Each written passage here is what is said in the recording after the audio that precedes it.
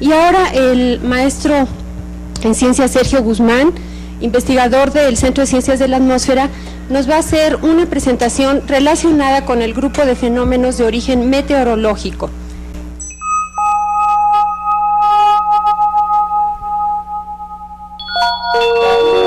Me gustaría hablar un poco de la historia y cómo este planeta está relacionado con todos los fenómenos, que los volcanes no son independientes de lo que sucede en la atmósfera, ni la tectónica de placas. Nosotros tenemos una cosa que nosotros le llamamos clima y una cosa que le llamamos tiempo. Al tiempo es todo aquello que pasa, por ejemplo, cuando nosotros decidimos que nos vamos a poner de ropa para salir, si va a llover o no va a llover. Y el clima es un promedio mínimo de un mes, pero normalmente tenemos promedios más grandes. Yo quería empezar, dado que la geología y la geofísica están relacionados con fenómenos de duración de millones de años, con algo que ha estado sucediendo. Esto se ve de abajo hacia arriba. Ven, de aquí a aquí son 900, casi 1 millón de años. Y si se fijan, si bien aquí es el hielo, esto lo podríamos cambiar por temperatura y aquí tendríamos una diferencia de 10 grados Celsius. Y si se fijan, siempre ha habido variaciones. Este pedacito de negro lo amplifico aquí y se siguen viendo bastantes variaciones y vemos que hubo momentos en que estaba caliente, momentos en que estaba fría la atmósfera, y también había una variación de 10 grados. Y si este pedazo lo vuelvo a amplificar, nuevamente vemos que hubo variaciones de 10 grados y, sin embargo, a partir de ese 18.000 años, todo se ha ido calentando. La última gran glaciación fue hace 18.000 años y empezó el clima a aumentar. Si vemos esto, lo que es del año 1000 al 1900, vemos que sigue y que aquí tenemos todavía 2 pequeñas áreas de frío. Bueno, las glaciaciones que ha habido, de las que a veces casi todos hemos visto películas, las teorías más comunes es de que fueron originados por los movimientos de tectónica de placas.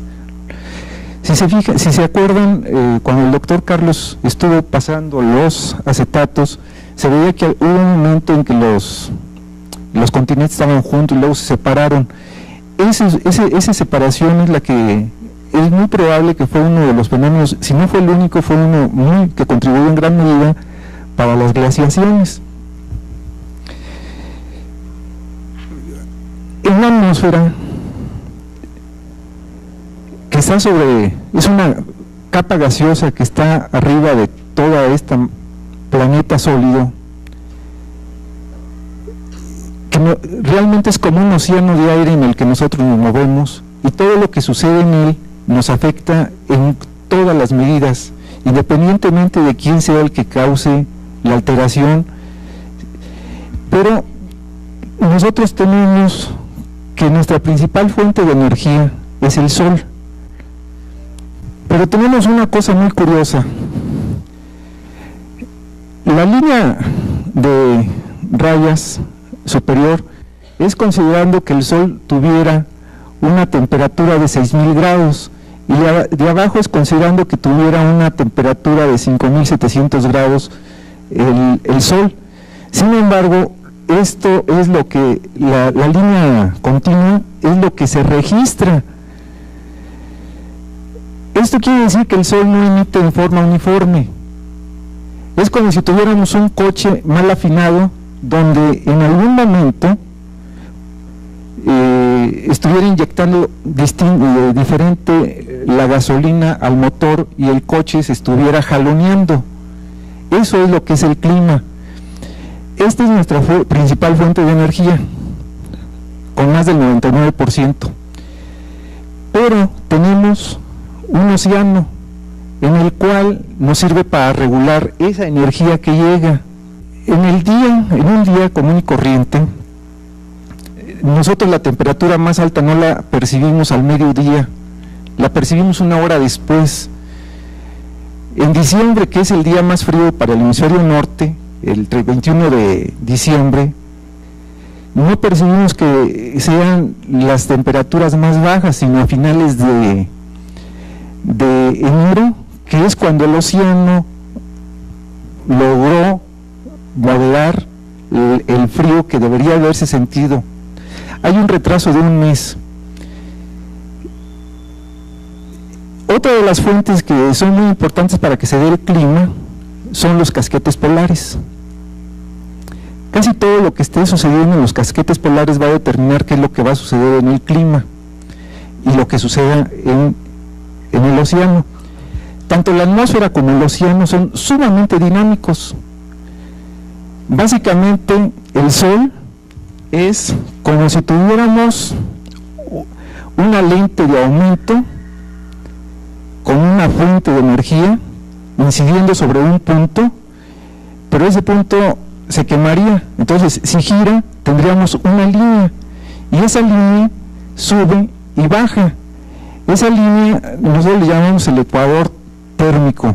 Normalmente va asociada con algo que es la zona de convergencia intertropical, porque hay una gran cantidad de evaporación de agua, y esa después provoca grandes lluvias. Y por ejemplo, en este momento en que no ha estado lloviendo, pero sí se han sentido calores, es porque el ecuador térmico subió, pero la zona de convergencia no subió, entonces no tenemos humedad, está bloqueada. Hay una alta semipermanente a la altura de Yucatán, en el istmo de Tehuantepec, y eso ha llegado a suceder algunas veces. Inclusive en el 72 hubo un país que desapareció porque durante muchos años, 13 años, la zona de convergencia no subió en el Sahel, y murieron bastantes personas. Hay estimaciones de que fueron más de 1 millón de personas las que murieron.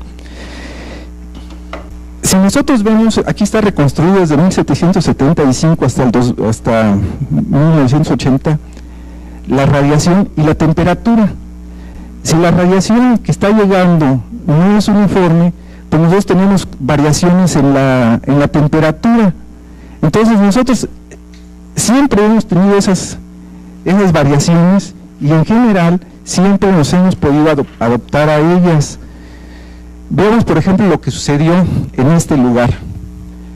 Fíjense, esta es la última pequeña edad de hielo, de 1570 a 1730. El ser humano está tan adaptado a la atmósfera que lo que más ve es lo que está. Este pico es el visible, y ese visible, una vez que, esto es lo que se emite afuera, pero una vez que llega a la atmósfera lo modifica ligeramente, y por lo tanto el visible uno lo va percibiendo diferente, dependiendo de si está uno en el Ecuador o está en una región ártica. En esta pequeña edad de hielo, casi toda la pintura que se realizó en Europa era oscura. Otra de las cosas que nosotros tenemos de los constituyentes en la atmósfera de los gases, hay dos gases muy importantes, uno es el vapor de agua y el otro es el CO2.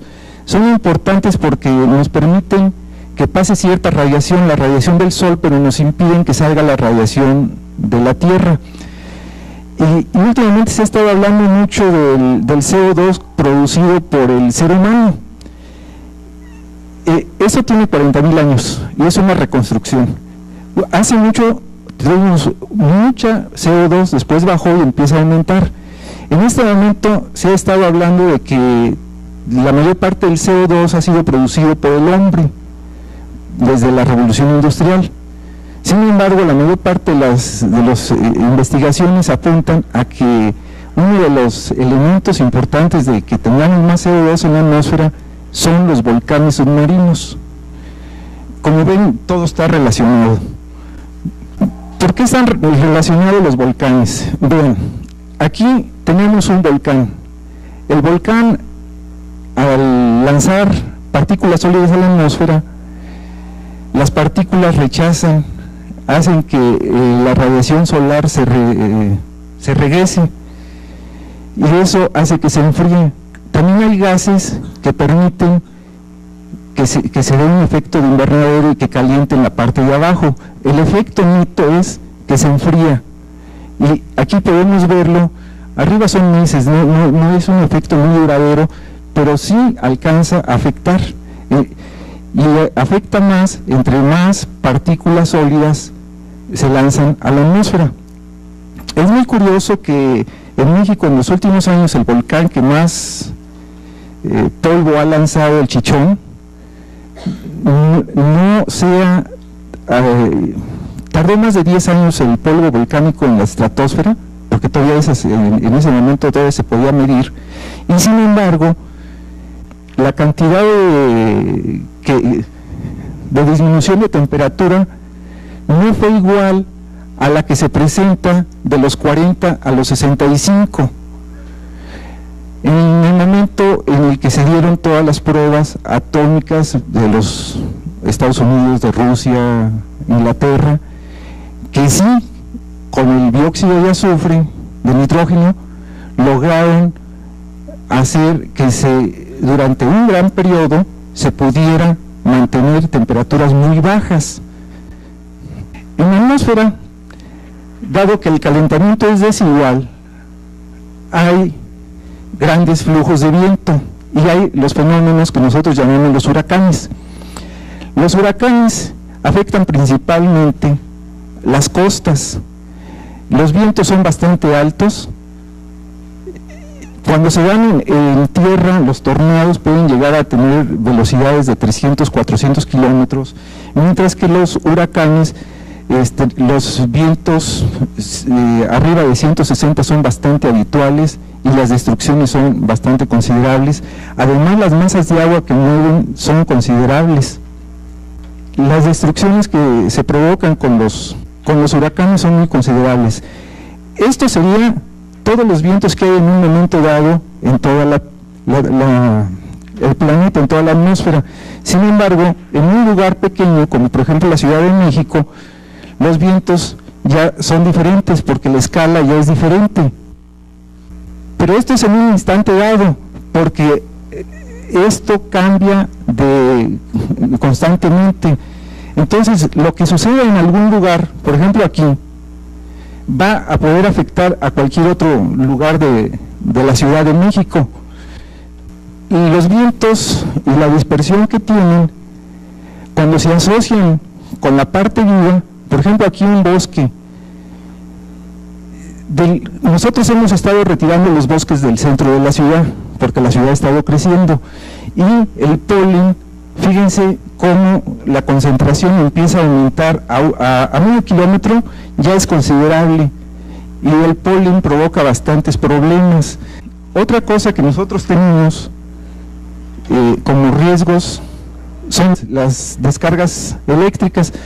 Normalmente no le hacemos mucho caso, sin embargo en el Ajusco es raro que pase un año sin que exista una persona que fallezca por una descarga porque tienen que salir a trabajar.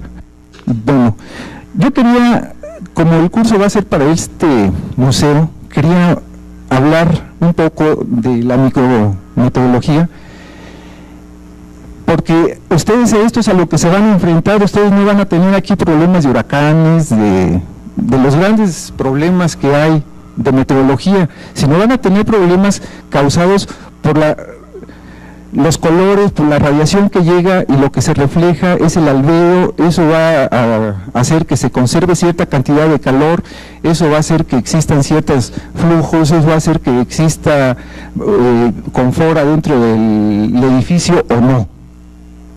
Esto es para un ser humano.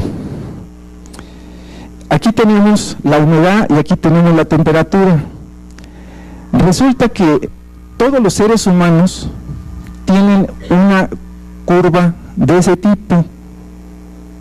Todo ser humano, todo ser vivo, en los cuales puede vivir y en los cuales hay una región donde siente que está más agradable.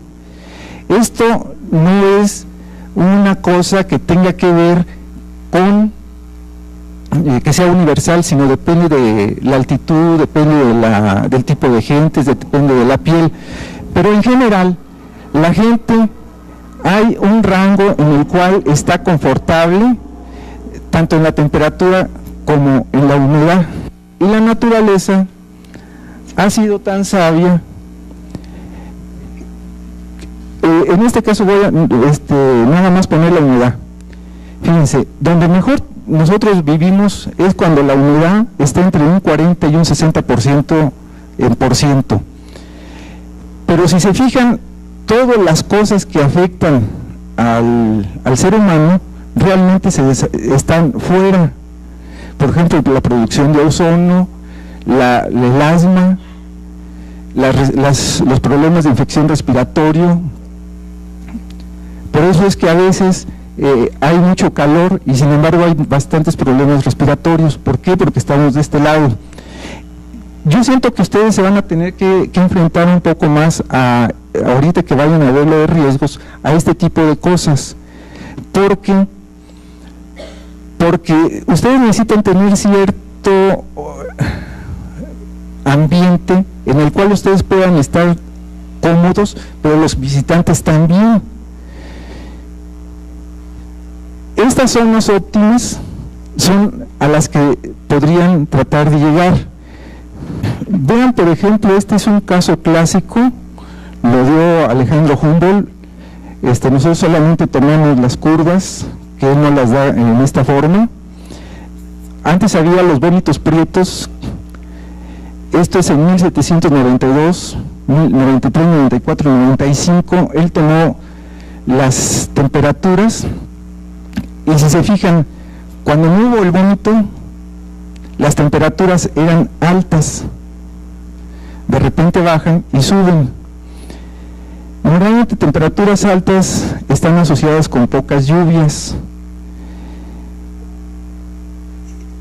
Y sin embargo, aquí, en que las temperaturas eran bajas, con vientos altos y con cierta cantidad de humedad, no se presentaban los vómitos. Esto tiene que ver con las lluvias que se dan en todos los lugares. Por ejemplo, ahorita, ven, estos son los casos que se reportaron en este hospital Fernando Quirós. Aquí empezó la lluvia y un mes después hubo una incidencia de asma. Se presentó ya finalmente la lluvia y el asma empezó a aumentar.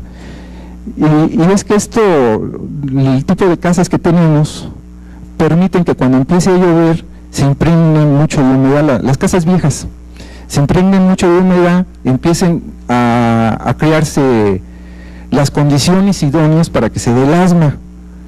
No hay nada que esté desligado en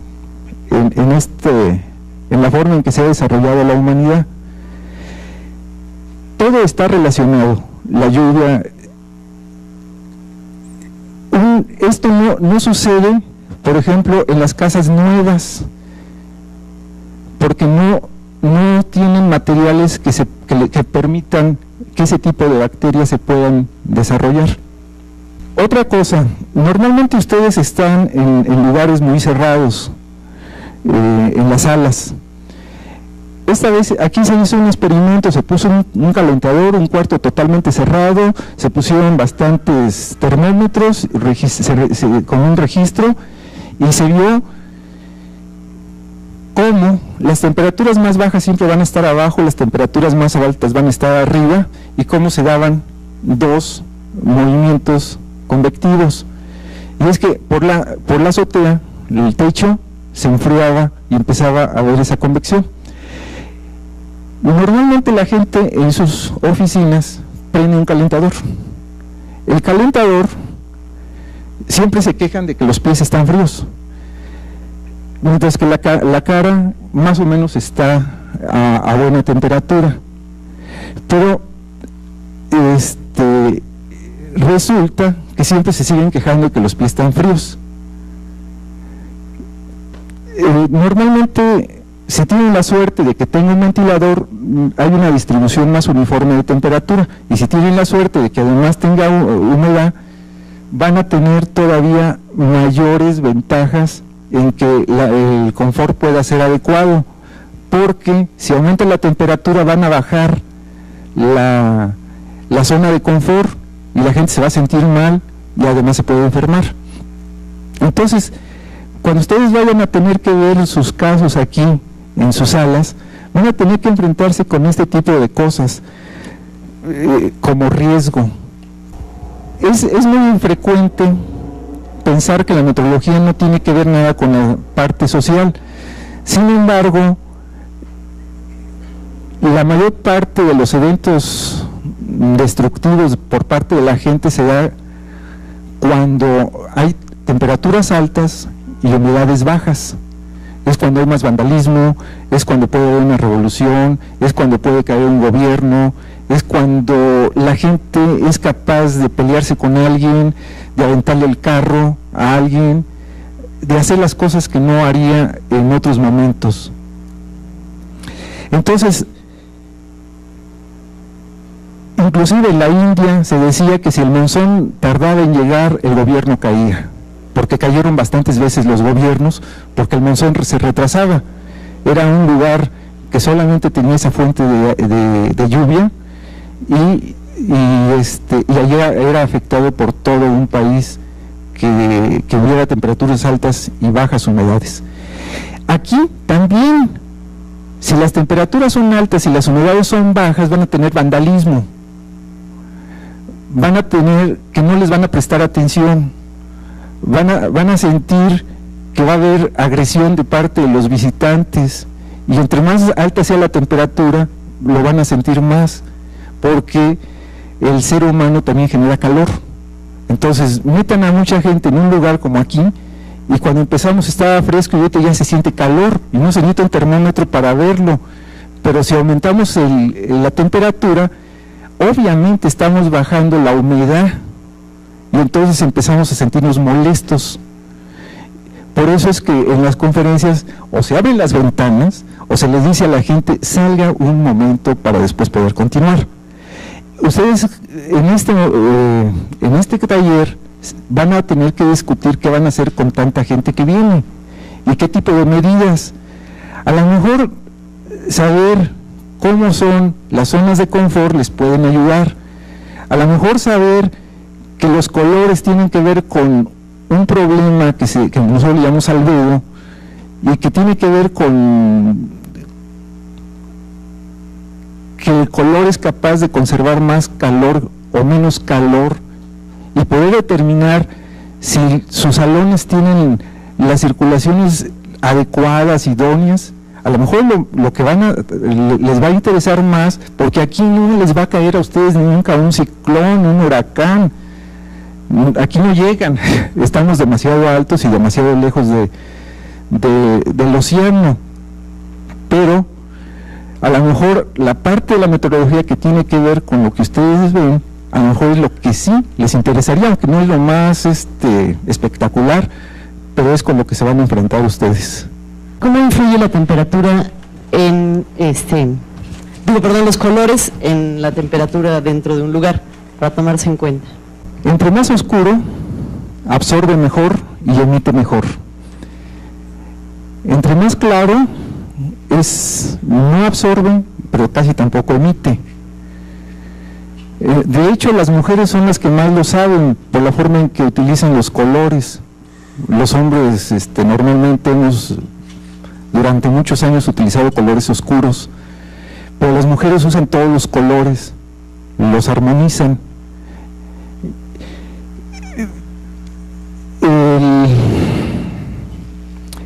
El océano refleja mucho, pero los bosques absorben bastante. Lo que pasa es que el bosque es capaz de almacenarlo porque tiene un microclima abajo del dosel y además conserva mucho la humedad. De hecho, esta ciudad, muchos de los problemas es porque hemos estado perdiendo los bosques. Pero en general, el color oscuro te va a absorber mucho, pero te va a emitir mucho. Ahora, depende no nomás del color, eso es la parte externa, pero ya después también depende de la capacidad calorífica de cada material. Por ejemplo, la piedra volcánica que se encuentra aquí es oscura, sin embargo es muy fría. Si ustedes pusieran más piedras volcánicas aquí en los patios, tendrían lugares más agradables, porque eso generaría que no se levantara tanto la temperatura. Claro, habría que encontrar un buen diseño. Esencialmente tengo 3 preguntas. Iría de la parte más global hasta a una muy particular, como se lo presentó. La primera es con respecto a la relación al fenómeno del niño. Veía que hay un comportamiento muy directo con el dióxido de carbono y la cantidad de humedad que está en el ambiente, ¿sí? Entonces, en el fenómeno del niño hay un cambio de temperatura, se manifiesta por una diferencia de temperatura. Entonces, yo no sé si esté de alguna manera relacionado con o no, o nada más es una conjetura. Y la otra es, de acuerdo a los cambios climáticos que se dan, la idea que me salta primero es que si en algunas regiones hubo bosques y ahora son desiertos. En un libro que se titula de las Chinampas a la Gran Metrópoli, hablan sobre Teotihuacán, donde ahí se supone que Teotihuacán era una zona boscosa, ¿sí? Y que por alguna circunstancia ahora ya es una región muy árida. Y luego la cuestión muy particular, y es con respecto a las zonas de confort. Usted habló un poco del museo, yo hablaría un poco de una sala, que es la sala de energía, donde ahí hay unas altas temperaturas, el color es un color amarillo muy fuerte, y no hay una parte de ventilación.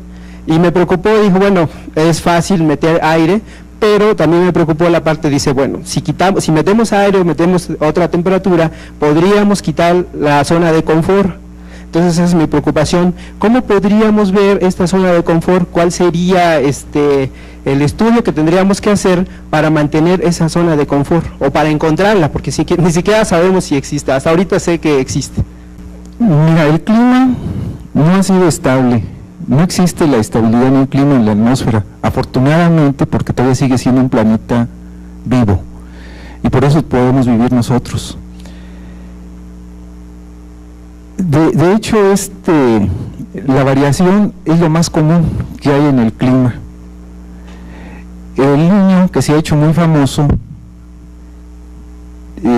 es parte de un problema, pero no es cierto que el Niño haya de haber generado todo. Es parte, y es algo así como el huevo y la gallina. No se puede determinar quién originó a quién.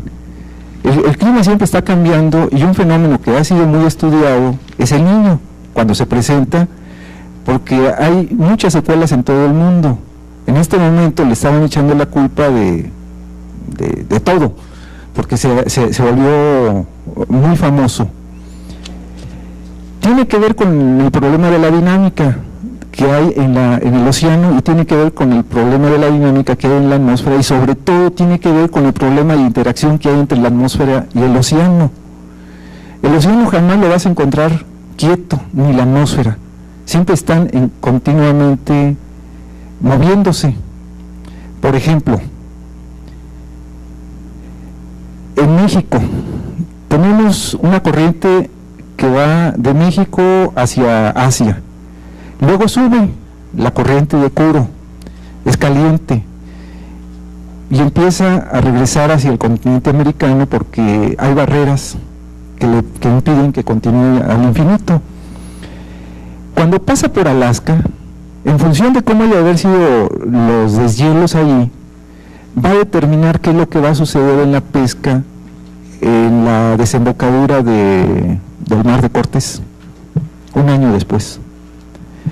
Entonces, hay retrasos, pero también todo está relacionado. Hay otro después baja y se llama la corriente del Labrador, pero eso está intercambiando energía, humedad, todo se está intercambiando con la atmósfera, está moderando el clima. Y el hemisferio norte y el hemisferio sur también tienen grandes interacciones, de tal forma de que lo que pasa en algún lugar, en alguna forma va a repercutir en algún otro lugar, pero tal vez pase tiempo para que suceda. El niño, sí es cierto, tiene que ver con los vientos. Bueno, pero siempre va a haber vientos arriba del océano. Tiene que ver con intercambio de calor, de energía, de todo, de humedad. Pero eso siempre se da. Lo que pasa es que a veces más, a veces es menos, pero no hay 2 años que sean iguales. Lo que pasa es que nosotros, más que manejar con valores, manejamos con rangos. Entonces decimos, bueno, en tal rango es más o menos normal. Y eso es más o menos lo que pasa con el niño. Cuando ya está bien definido, pues sí podemos decir que cierta corriente ya se volvió diferente, que la corriente superficial es de una forma, que las corrientes subterráneas son diferentes, pero ya cuando está establecido, ¿pero qué lo generó? Porque el niño no nace de la nada. Entonces lo que no se sabe es qué genera qué. Lo que sí se sabe es que todo está relacionado con todo. El ser humano está muy relacionado también ya con el clima a pequeña escala. Por ejemplo, Durango. En los 60s, los 50, 60, 70, había grandes aserraderos en Durango. Pero Durango es una región que no es fácil que un bosque se vuelva a regenerar. Hay lugares que sí se van a regenerar, ¿por qué? Porque van a tener los suelos adecuados, porque van a tener la cantidad de lluvia, los rangos que se necesitan, porque van a tener los vientos, pero que no sean muy fuertes, porque basta con que haya un cambio en los vientos para que se pierda un bosque. Eso es lo que pasó, por ejemplo, los bosques que había en el Himalaya, y que desaparecieron porque el viento cambió. Pero en el caso, por ejemplo, de Durango, no era posible quitar el bosque porque no se iba a regenerar. Y el bosque lo quitaron porque era más rentable tener vacas. Y ahora tienen el problema de que las vacas se les mueren porque no hay lluvia. Pero ¿quién lo empezó a generar? En todo en el altiplano hubo grandes bosques. Muchos de ellos se podrían regenerar. Otros no se pueden regenerar porque ya no hay la tierra para regenerarlos. Se podría hacer, porque climáticamente todavía se puede, pero en algunos lugares ya no es posible. Por ejemplo, en la ciudad de León, es posible regenerar un bosque en la ciudad de León, pero vamos a quitar las casas para poner un bosque, y sin embargo había un bosque y se puede regenerar porque climáticamente todavía es posible, pero hay otros lugares donde ya no lo es. Ahora, en la sala de energía, mira, uno de los fenómenos que hay en la física de la atmósfera son las descargas, los rayos. No es más que un problema de ionización. Y lo que tú tienes posiblemente en tu cubículo, en la sala de energía, es un problema de ionización asociado con un problema de confort. La ionización negativa genera bienestar en la gente. La ionización positiva le genera grandes conflictos. Si tú quieres que un familiar que esté enfermo salga más rápido, métele bastante ionización negativa y va a estar feliz y se va a recuperar rápido. Y muchos de los aparatos, curiosamente, generan ionización positiva de los que se trabajan en física. Entonces, a lo mejor te metes a la sala y al rato estás enojado, y si alguien te voltea a ver, estás pensando que es una agresión. Pero nada más se puede hacer la ionización. A lo mejor no es el confort, a lo mejor no es la temperatura, no lo sé, habría que medirlo, pero a lo mejor nada más es un problema de ionización, que es un problema de la atmósfera, pero generado por el ser humano, porque estás utilizando un aparato para generarlos. Yo había escuchado hace tiempo que en el metro se da una ionización positiva. ¿Qué tanto hay de cierto? Mira, en el metro de la Ciudad de México no hay un solo estudio serio, a fondo, confiable, como para poderte decir, mira, lo que está pasando en la Ciudad de México es esto. Hay un estudio del metro de París que se hizo hará unos 7 años, 6 años, o no, por ahí anda. Pero son diferentes, totalmente diferentes. A pesar de que nosotros tenemos la tecnología francesa, son diferentes. Empezando porque nosotros movemos más gente que ellos, aquí van más abarrotados. La ionización positiva sí se da, no sé en qué grado, porque el estudio no era tan encaminado hacia la ionización positiva, sino al confort de la gente que se mueve en el metro de París. Era si iba cómodo, si iba agresivo, si iba haciendo uso de un servicio, de un derecho para ellos, de que pudieran ser capaces de dejar los vehículos para subirse al metro, porque el metro iba a ser lo bastante cómodo para poder estar arriba. Pero sí hay una ionización positiva. En el metro de la Ciudad de México hay otro fenómeno. Mira, pregúntale a cualquier biólogo. Te van a decir que cuando hay un entorno ecológico, si tú tienes una sola especie, va a ser muy vulnerable. Si tienes muchas especies, ese entorno va a tener bastante estabilidad. Tú utilizas el metro de la Ciudad de México, un vagón, y resulta que tienes puros seres humanos y una máquina. No hay diversidad. Y además están apiñados. Entonces, ahí hay un problema también de tipo de que al estar tan pegado una persona con otra, al no tener un espacio necesario para poderse mover y poder estar a gusto, la gente se siente mal psicológicamente, se siente mal porque aumenta la cantidad de calor que desprenden todos los que van arriba del metro, y porque no hay suficiente humedad, y se siente mal porque también hay algo de ionización positiva, y hay más factores psicológicos. Definitivamente estamos hablando de una zona de confort. ¿Cómo se considera que influye si tenemos humedades? Humedades por defectos constructivos, a resultas de temblores que provocaron grietas, por las razones que sean, o humedades freáticas. ¿Cómo influye esto en el microclima de este museo, por ejemplo? Porque sí se da en la zona de la sala de física, en la parte de abajo, en donde hay humedades, en las escaleras del aserio y en diversos puntos que aquí nuestras amigas las arquitectos encargadas de este seguimiento podrían ilustrarnos más.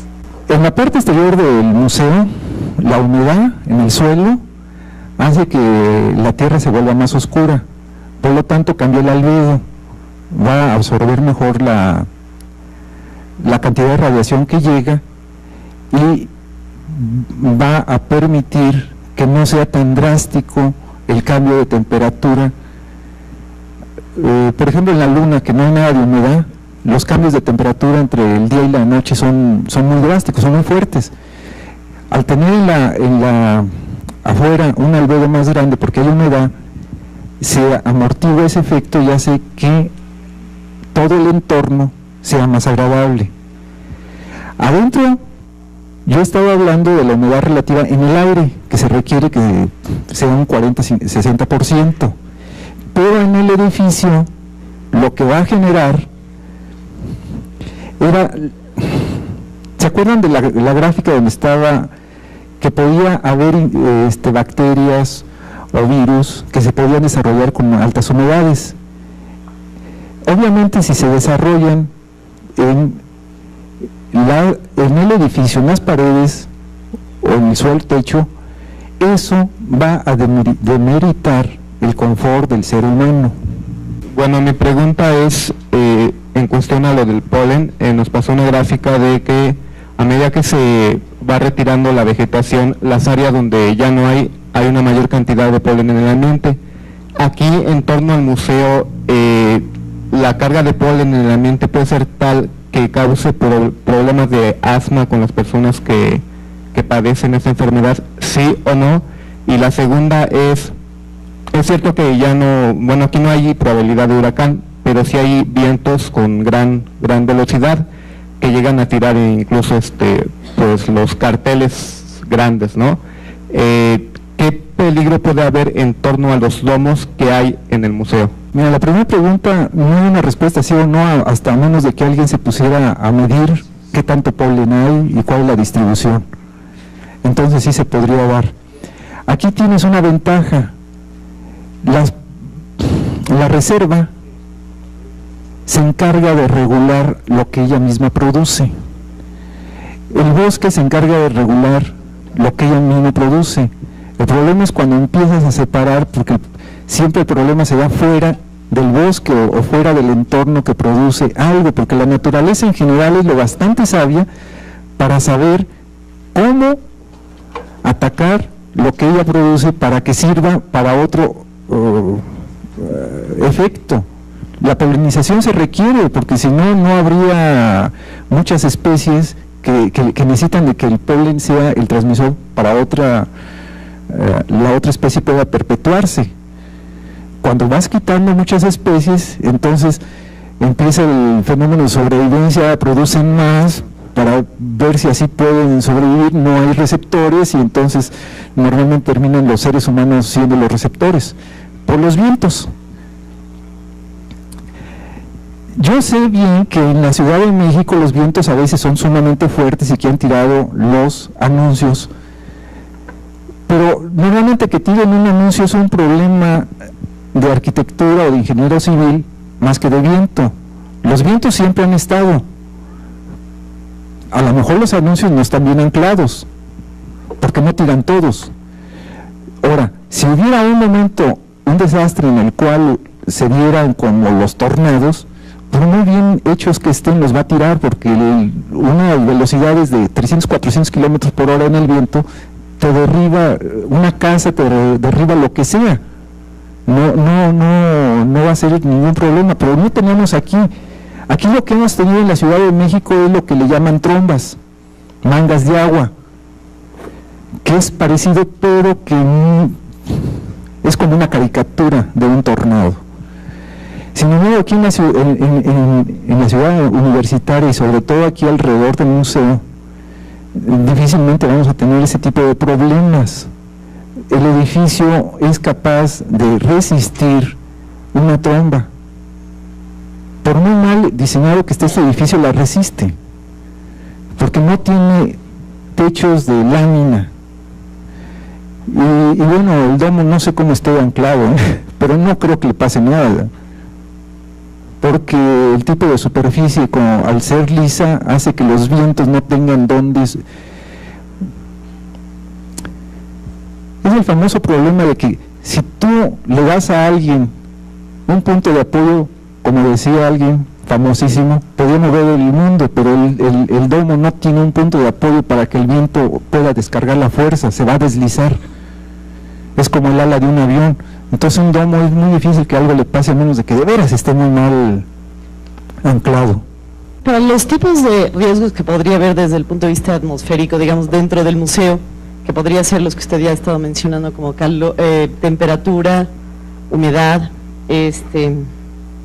la circulación de aire, el contenido de aire, la ionización. Todo esto, ¿usted nos podría recomendar cuáles son las medidas que debe de haber, digamos, dentro de una humedad, nos menciona el 40%, y los aparatos que pudiéramos tener, por ejemplo, un higrómetro, que a lo mejor no sería necesario en cada sala, sino un higrómetro que pudiera irse checando la humedad, digamos, en cada parte del museo, para ir viendo y tomando solución, digamos, de cada uno de estos aspectos? Que usted nos pudiera decir después cuáles son los parámetros que debía de haber en cada uno de estos aspectos para mantener el confort y evitar algún riesgo. Es decir, a lo mejor si la temperatura, o sea, obviamente observamos que hay vandalismo, entonces a lo mejor el mantener una humedad y una temperatura adecuada puede bajar esto también en parte. Y así, pues para toda la gente que elaboramos aquí, también sentir el mayor confort dentro de las instalaciones. Pues ustedes van a entrar a un taller. Primero tienen que ver lo que hay, y al final del taller van a ver lo bueno o las pequeñas cosas que se podrían hacer. Ahorita a lo mejor no sería lo más adecuado que te dijera, mira, las soluciones son estas, porque entonces ¿para qué entran al taller? La finalidad del taller es que por ustedes mismos descubran lo bueno y lo malo que hay en este edificio. Pero yo estoy en contacto con Elia y de hecho ya he quedado con ella de que puedo ayudarles si llegan a necesitar en un momento dado que yo venga, pero ya específicamente sobre algo que ustedes vayan encontrando. Pero no creo que sea lo más adecuado decirlo ahorita. Le vamos a pedir a Fernanda Murguía, química farmacobióloga de la Facultad de Química, que intervenga con reflexiones acerca del tema fenómenos de origen sanitario.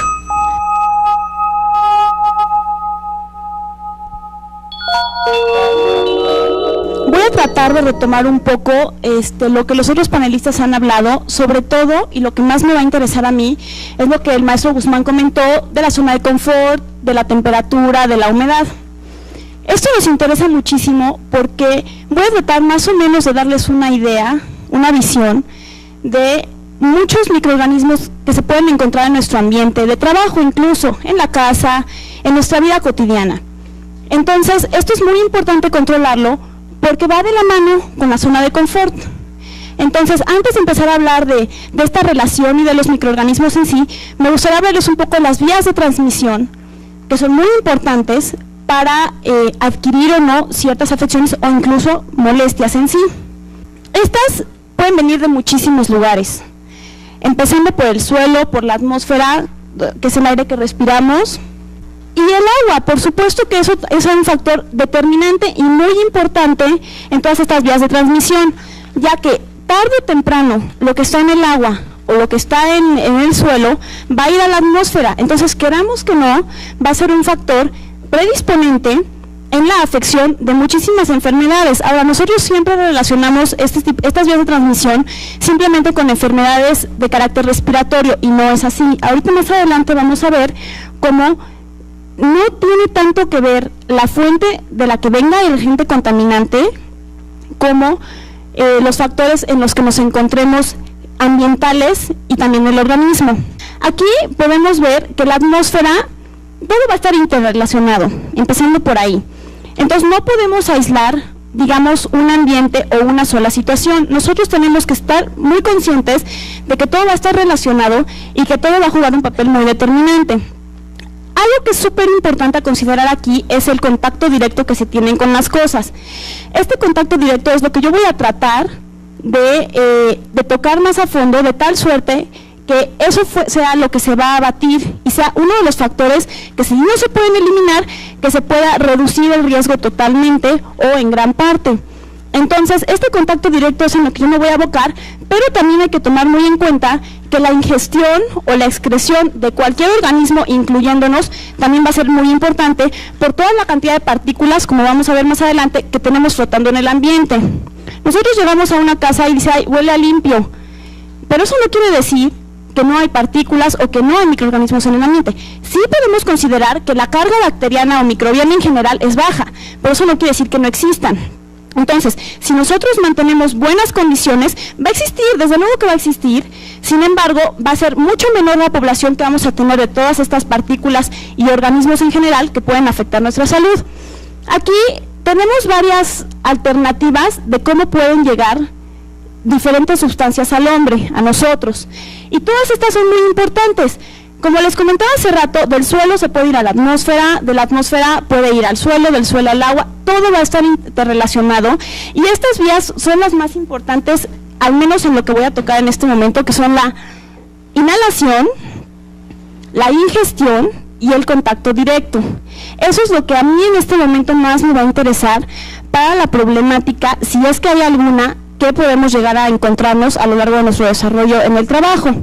Hablando de todo esto, yo me quiero enfocar básicamente a 3 tipos de afecciones que podemos encontrar, sobre todo en los lugares de trabajo. Las primeras, no por eso las más importantes, son las afecciones respiratorias.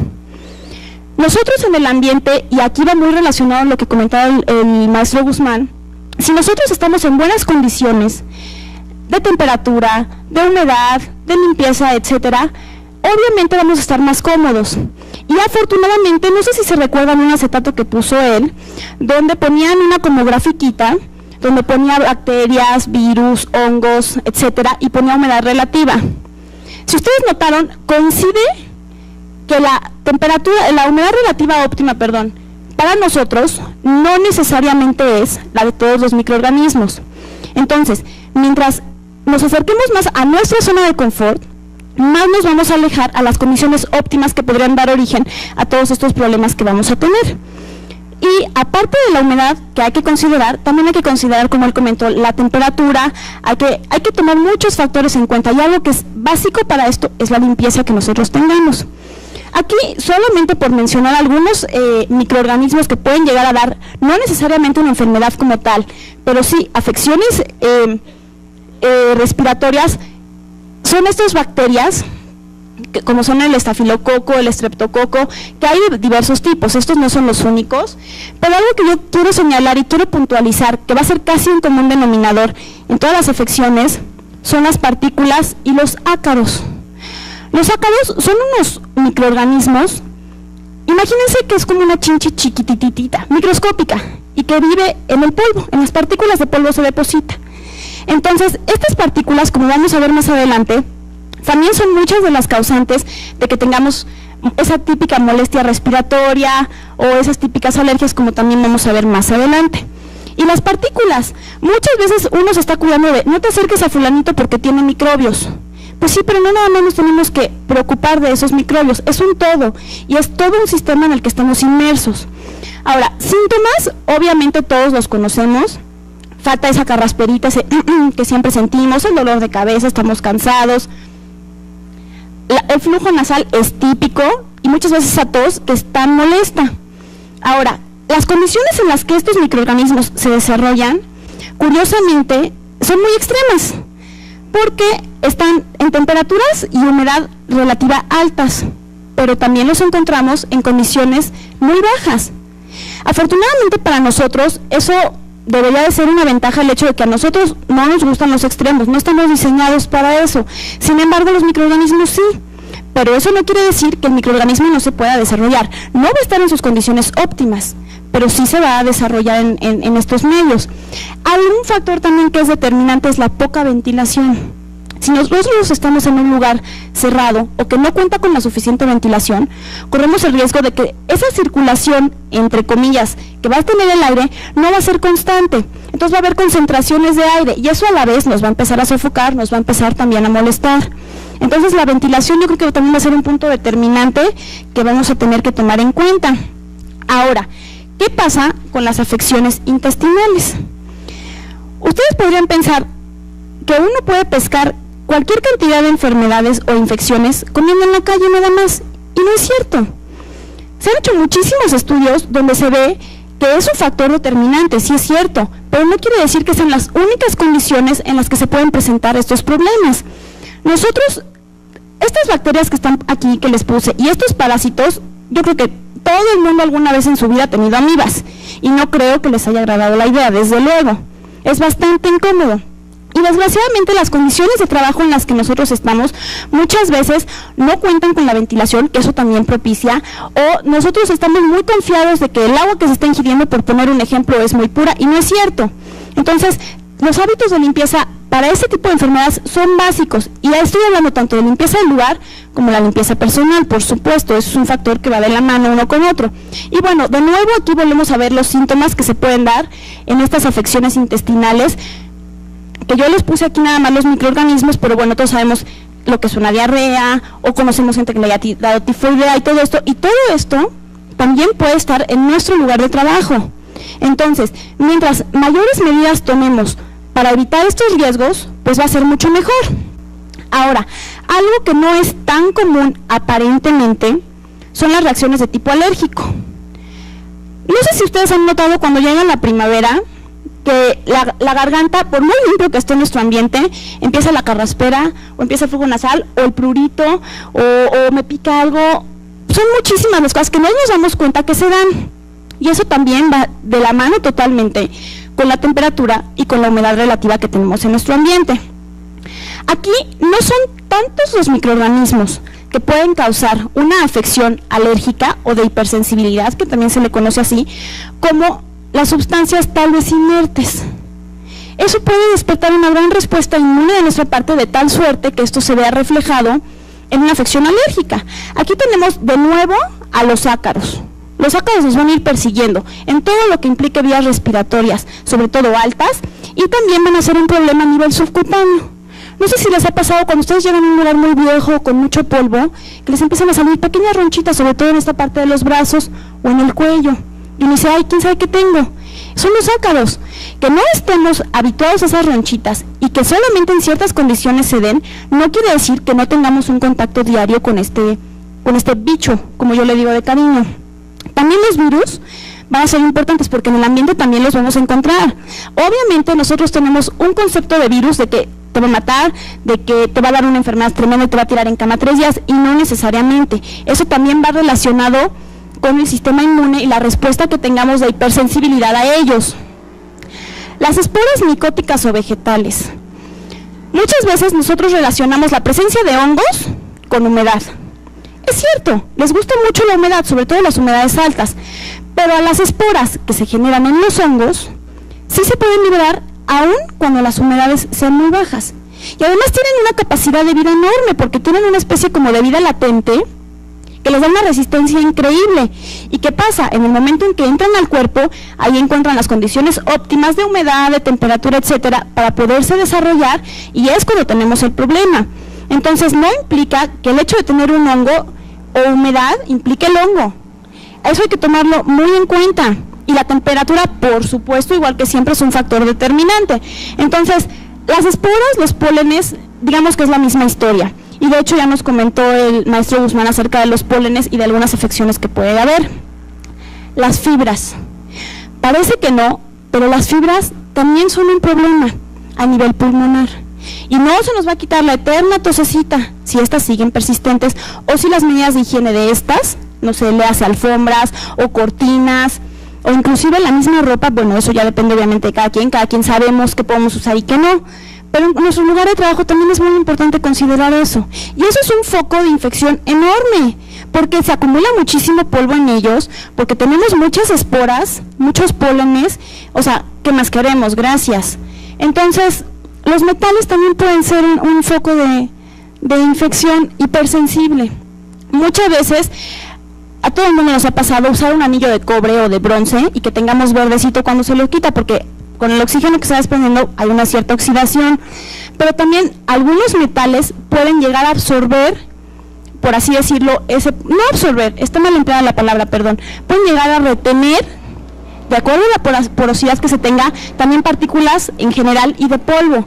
Y eso también, a la hora de que yo llego y agarro cierta manija que no cumplió con las medidas de higiene adecuadas, pues entonces pobre de mí, porque ya pesqué una hipersensibilidad tal vez que puedo o no manifestar. Ahora, el hecho de que yo lo manifieste en ese momento no implica que ya lo voy a tener por siempre, como tampoco implica el hecho de que si en ese momento que tuve el primer contacto con el agente causal no manifesté la enfermedad o la hipersensibilidad, no lo vaya a tener más adelante. Entonces tampoco es una garantía de que si no te dio ya no te dio nunca. No, eso no es cierto. Entonces también depende de la recurrencia con la que se tengan estos eventos. Entonces, ahora, eso es lo que principalmente puede pasar. Aquí les voy a poner a continuación algunas medidas que a mí se me ocurren poner, no nada más en el museo, sino en cualquier lado, pero que por supuesto podrían ser aplicables aquí también, para poder eliminar toda esta carga bacteriana y toda esta carga microbiológica que se puede tener, o de partículas inertes. Entonces, todas estas medidas nos van a ayudar a mantener también nuestra flora habitual, porque no van a ir en contra de ella, pero sí a contrarrestar el aumento de la población de partículas o de microorganismos que son patógenos para nuestra salud. Si nosotros no tenemos un buen sistema de circulación del aire, va a haber concentración de partículas y de microorganismos en el ambiente que por supuesto se van a reflejar en una afección a la salud. Parece mentira, pero mucha gente cree que con ponerle agüita, ya. Pues sí es cierto que el agua ayuda, pero también el agua puede ser un excelente medio de cultivo si no se utiliza jabón o desinfectantes. Un buen equipo de limpieza, y por esto me estoy refiriendo a que esté en buenas condiciones. Muchas veces agarramos el trapo más sucio que encontramos para sacudir. ¿Y qué estamos haciendo? Embarrar más el polvo. Eso a nosotros no nos sirve de nada.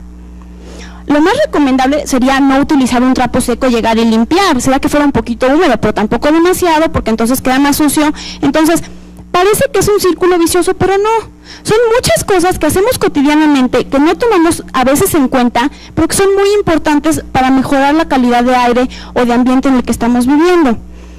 Evitar el uso de aguas negras, bueno, creo que eso hasta en la televisión, en el radio, todos se han cansado de decírnoslo. Y por supuesto el agua que consumimos, que es tanto de consumo humano como de uso humano, debe estar vigilada o tratada. Es muy importante que en nuestros lugares de trabajo, sobre todo, y más en este lugar, donde tenemos una afluencia de gente constante todos los días, se tengan suficientes botes de basura, por supuesto con sus señalamientos para que la gente sepa dónde depositar la basura. Eliminar los focos de infección en una cafetería, en un baño, en un lugar público, en una estancia, en lo que sea, es muy importante, porque eso va a influir totalmente en la carga bacteriana y en la calidad de aire que yo tenga.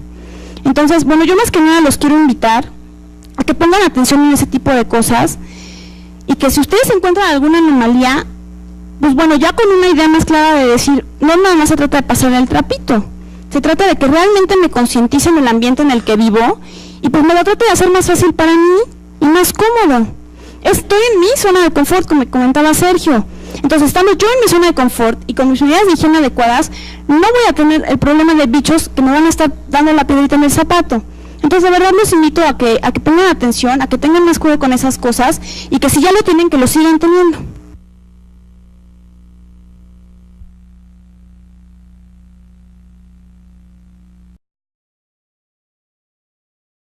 Del 99%, pero tenemos un océano en el cual nos sirve para regular esa energía que llega.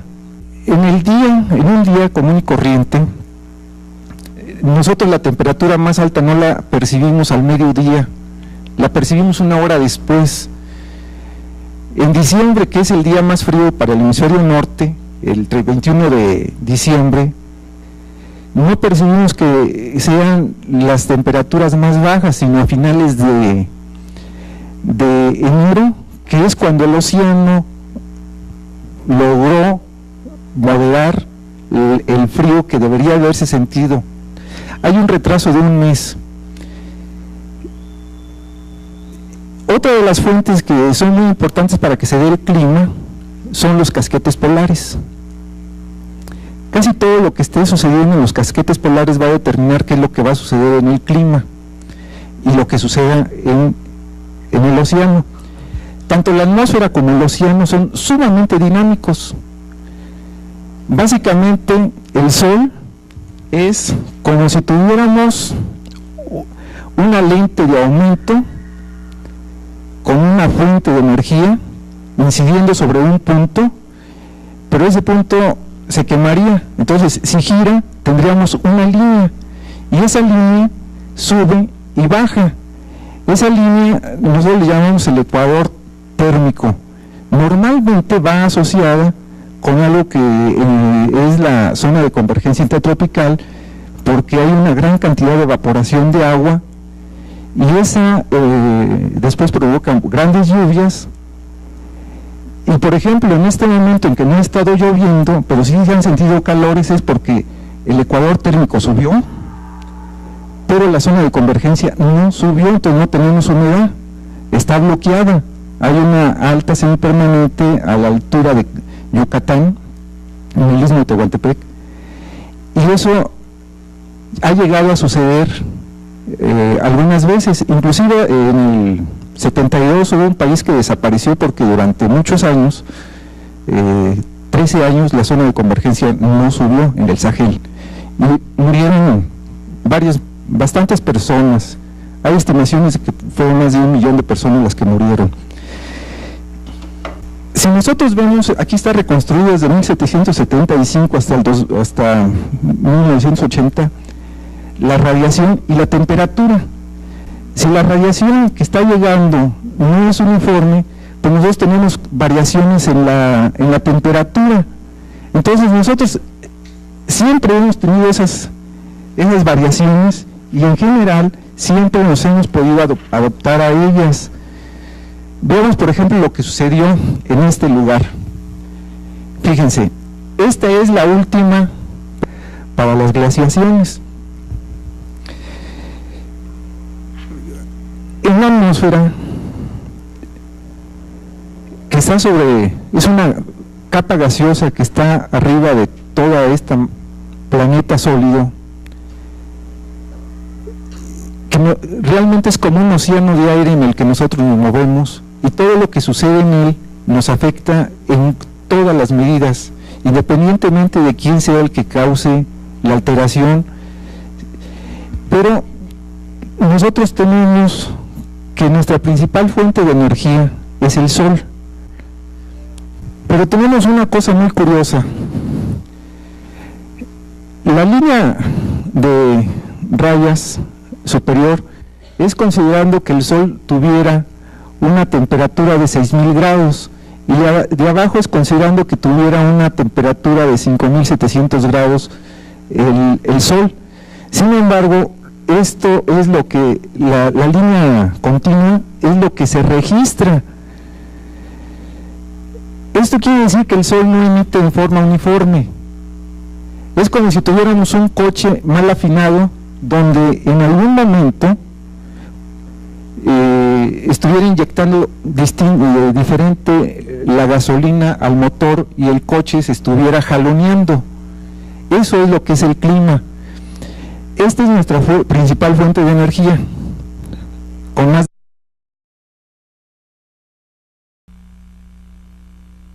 Y ahora el maestro en ciencias Sergio Guzmán, investigador del Centro de Ciencias de la Atmósfera, nos va a hacer una presentación relacionada con el grupo de fenómenos de origen meteorológico.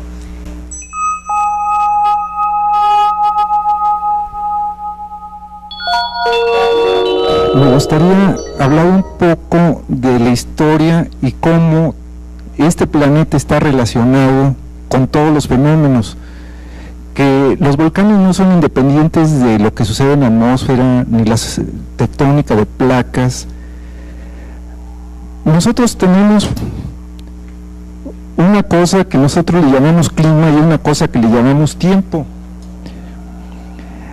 Al tiempo es todo aquello que pasa, por ejemplo, cuando nosotros decidimos que nos vamos a poner de ropa para salir, si va a llover o no va a llover. Y el clima es un promedio mínimo de un mes, pero normalmente tenemos promedios más grandes.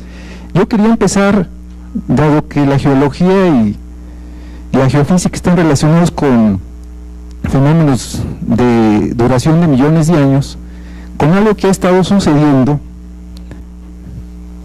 Esto se ve de abajo hacia arriba. Ven, de aquí a aquí son 900, casi 1 millón de años. Y si se fijan, si bien aquí es el hielo, esto lo podríamos cambiar por temperatura y aquí tendríamos una diferencia de 10 grados Celsius. Y si se fijan, siempre ha habido variaciones. Este pedacito de negro lo amplifico aquí y se siguen viendo bastantes variaciones y vemos que hubo momentos en que estaba caliente, momentos en que estaba fría la atmósfera.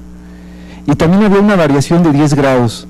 Y si este pedazo lo vuelvo a amplificar, nuevamente vemos que hubo variaciones de 10 grados y, sin embargo, a partir de ese 18.000 años, todo se ha ido calentando. La última gran glaciación fue hace 18.000 años y empezó el clima a aumentar. Si vemos esto, lo que es del año 1000 al 1900, vemos que sigue y que aquí tenemos todavía 2 pequeñas áreas de frío. Bueno, las glaciaciones que ha habido, de las que a veces casi todos hemos visto películas, las teorías más comunes es de que fueron originados por los movimientos de tectónica de placas.